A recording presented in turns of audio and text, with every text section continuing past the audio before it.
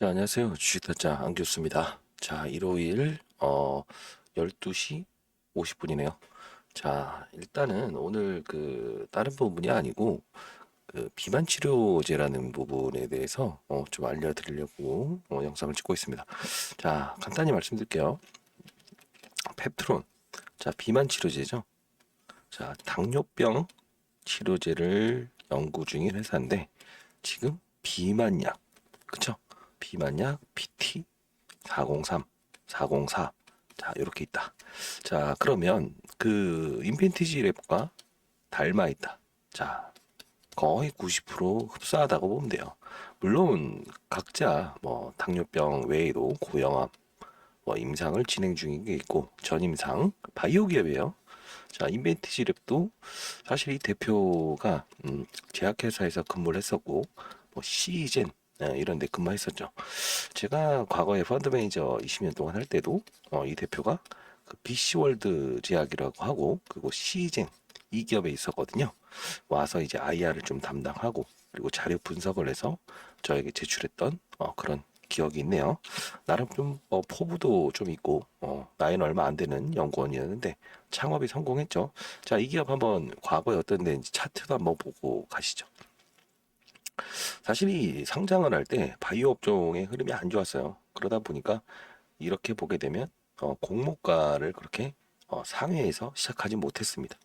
자, 주가 흐름도 안 좋았죠. 다만 이때 들어왔을 때 코로나가 끝난 이때 들어왔는데 기본적으로 이 주가가 떠서 시작하면 보통 지금 일반 바이오 기업들처럼 이런 과정을 겪었을 수도 있을 거예요. 근데 어, 어느 정도의 좀 거품이 없는 상태, 즉 바이오 업종이 상당 부분 안 좋았을 때 입성이 되다 보니까 이런 주가 하락을 이끌어냈었다라는 거고, 그리고 또 시장에서 처음 그 벤처 기업이라고 봐야죠, 사실. 자, 그러다 보니 이제 돈이 모자라죠. 돈이 모자라서 일단 상장을 기술 특례로 하긴 했어요.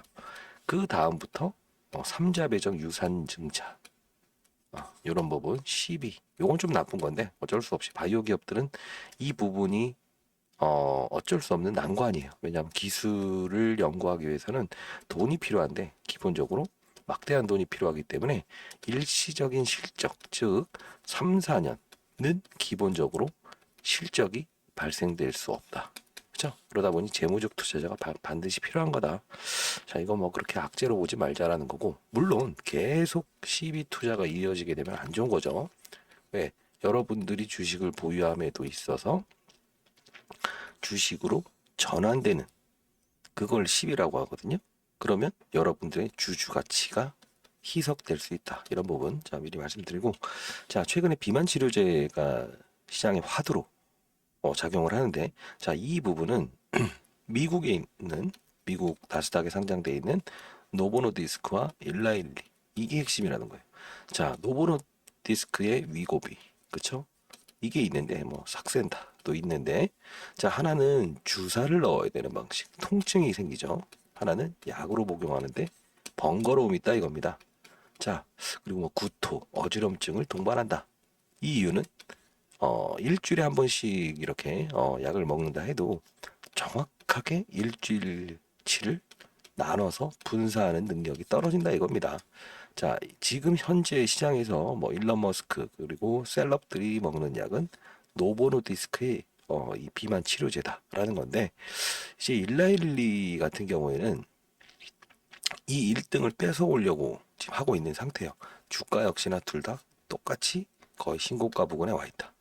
자, 근데 왜 인벤티지 랩과 어울리느냐?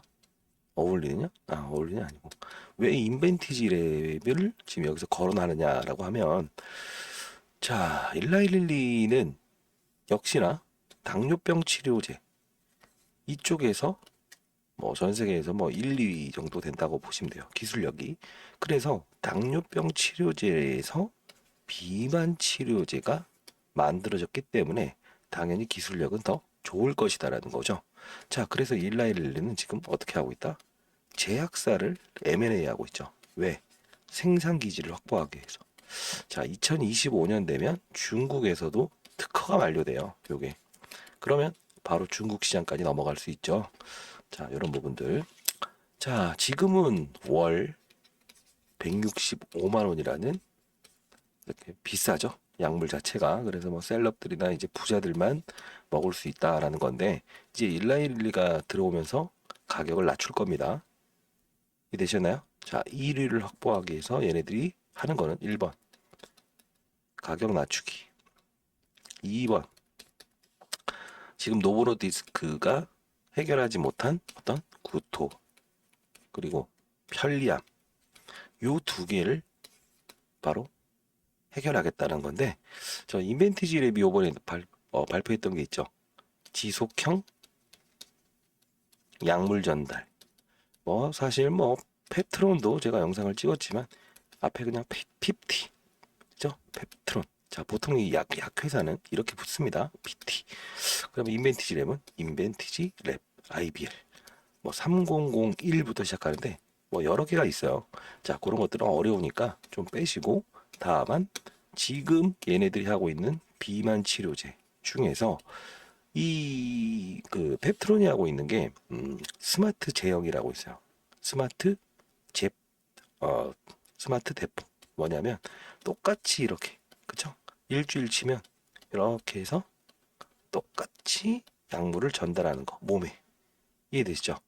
자, 그러면 지금 이 인벤티지 랩도 과거에는 부각을 받지 못했던 이유는 글로벌 제약사든 국내의 뭐 대웅 제약이나 ST팜 이런 제약사들이 상당 부분 일단 우위권에 와 있었거든요. 이 비만 치료제라는 건 생각지도 못했어요. 그리고 당뇨병 치료제는 벌써 뭐 시장에서 거의 무슨 건강보험 지원을 받으면서 대부분의 기업들이 진입돼 있기 때문에 요걸 생산을 저 임상 자체를 진행을 해야 되나 말아야 되나 한 겁니다. 이유는 코로나 백신과 치료제도 처음에는 여러 기업들이 뛰어들지만 실제로 1, 2위 기업들이 이렇게 생산을 하고 3, 4위 기업들이 생산을 한 후에는 약가 자체가 너무 싸지게 돼요. 그러다 보니 이걸 생산할 필요가 있느냐 해서 기술력만 보유했었는데, 요게 지금 시장의 화두로 비만 치료제가 등장을 하게 된 거죠.